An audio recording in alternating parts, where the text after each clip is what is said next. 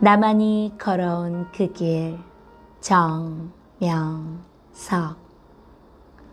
고향 성황땅길에서 마주친 호랑이. 군에서 구사일생으로 수십 회씩 죽을 고비를 넘기고 살아옴은 오직 하나님의 은혜였다. 내 생명을 살려주셨으니 나도 다른 생명을 구원하는 것이 천명임을 깨닫고 노방전도를 많이 하고 다녔다. 집에서 거리가 약 150리나 되는 전주와 70리 정도 떨어진 공주로 많이 다녔고 80리 정도 떨어진 대전 지역에도 나갔다. 어느 때는 12km나 떨어진 금산으로 나갔고 4km 떨어진 대둔산 관광지나 진산에도 나갔다. 처음에는 금산과 대둔산 같이 가까운 곳을 주로 걸어다니며 전도를 했다. 그때 너무 자주 나갔기 때문에 교통비가 없었다. 하기야 요즘에도 교통비가 떨어져 집회 장소에서 쩔쩔매는 사람들이 많으니 그런 사람들은 더 이해가 잘 될 줄 믿는다. 집에서 좀 떨어진 전주나 대전과 같은 곳에 전도하러 나갔다가 걸어서 집에 돌아오면 대개 새벽 3시쯤 된다. 요즘 차 타고 다니는 사람들은 옛날 한양길을 걸어 다녔던 이야기를 하면 생소하듯이 내가 전도하러 걸어 다녔던 이야기를 하면 생소할 것이다. 100리길 혹은 150리 길은 차로 가도 1시간이나 걸리는 거리이다. 그때만 해도 통행 금지가 있던 시대였다. 밤 12시가 되면 노점 상인 혹은 시내 모든 사람들의 발길이 끊어지게 되니 그때가 되면 결국 전도하던 일을 끝낼 수밖에 없었다. 그러면 자갈길 비포장 도로를 급히 걸어 집으로 왔다. 신앙생활만으로는 끼니를 이어갈 수 없기 때문에 낮에는 일을 하지 않으면 안 되는 농촌의 삶이었다. 그래서 아침이 밝아오기 전에 급한 마음으로 발길을 돌린 것이다. 호랑이 같은 아버지가 신앙을 반대할 때이고 어머니 역시 내가 하는 일을 이해 못할 때였다. 어느 부모라 해도 그때 나의 일을 반대하였을 것이고 이해를 못하여 산이 울리도록 고함을 쳤을 것이다. 군대 제대 후 이듬해인 1970년 26살 때 한 번은 이런 일이 있었다. 전도를 마치고 진산을 거쳐 성황당 소록길로 앞서골 제를 홀로 넘어다닐 때였다. 온몸이 오싹거리는 밤길을 마치 스님이 주문을 외우듯 성경을 외우며 찬송도 하면서 걸었다. 그때 성황당 소록길은 30년 된 외송과 소나무들로 밀림이 우거져 혼자 걸으면 낮에도 머리끝이 조금씩 설 정도였다. 하기야 나무가 없는 요즘은 그 큰 고개를 넘을 때는 인가 한 채 없으니 밤에는 물론이고 낮에도 무서운 산길이다. 이 고개를 넘을 때 호랑이를 보았다는 사람들이 한두 명이 아니라는 이야기를 꽤 들었기에 밤에 이 길을 오르내리면 삐쭉삐쭉 머리끝이 섰다. 그날 밤 열 나흘 달은 중천에 떠서 나무 사이로 비추고 죽은 자의 넋을 달랜다는 소쩍새 구구새까지 울고 있어 마음이 섬뜩해 큰 기침도 하고 큰 소리도 지르면서 그 큰 고개를 올라오고 있었다.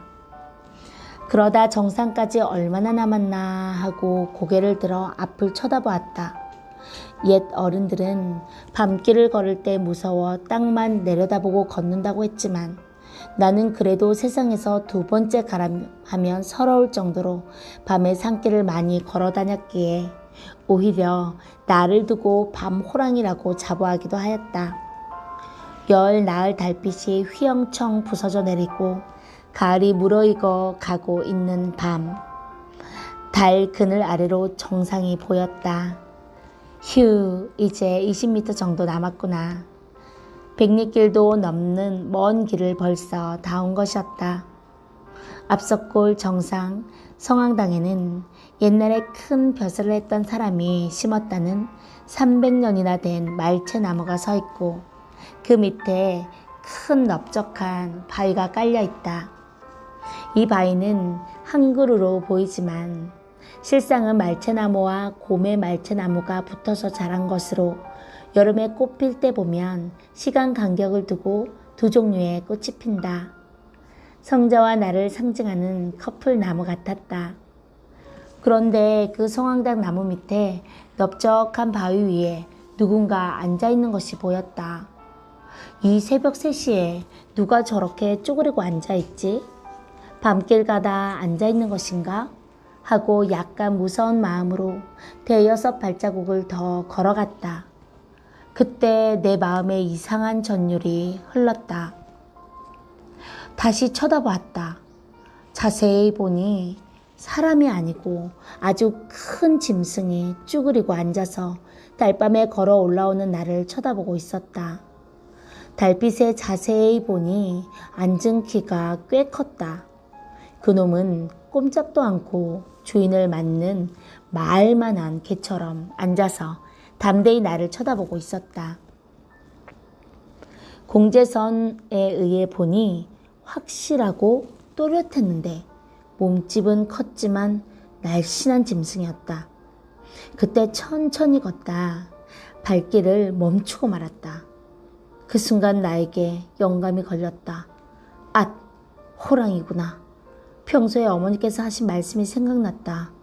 너 밤길을 그렇게 걷다가 언젠가 호랑이를 만날 거다 했던 말이 버뜩 떠올랐다.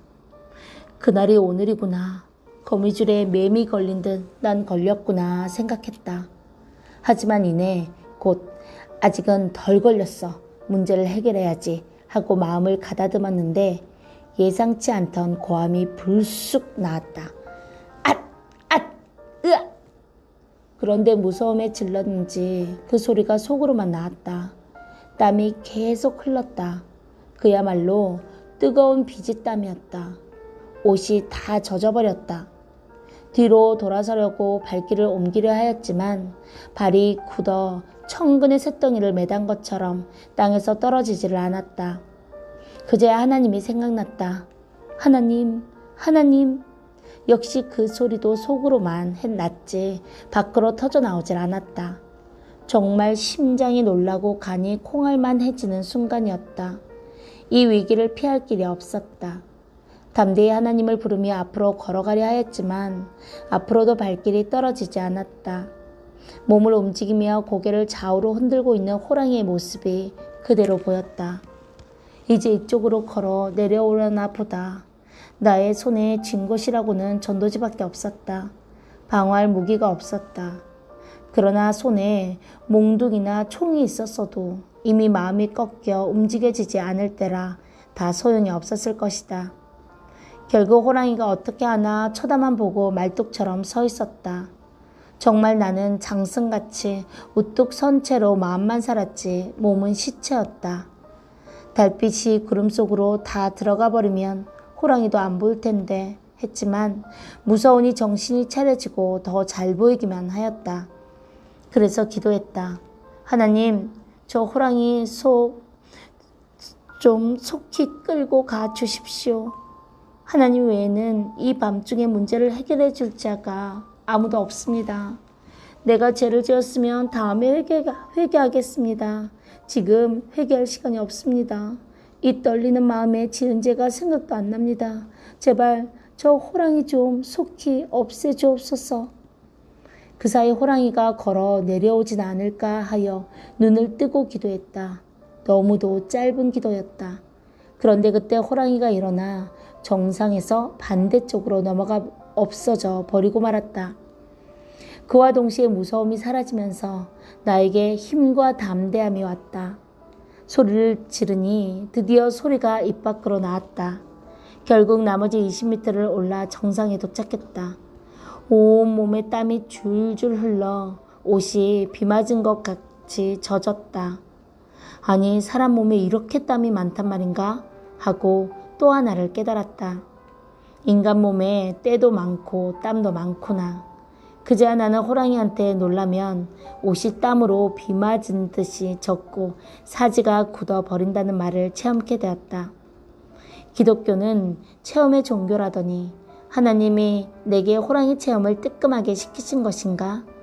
왜 나에게 이런 밤을 주셨을까? 하는 생각도 해보았다.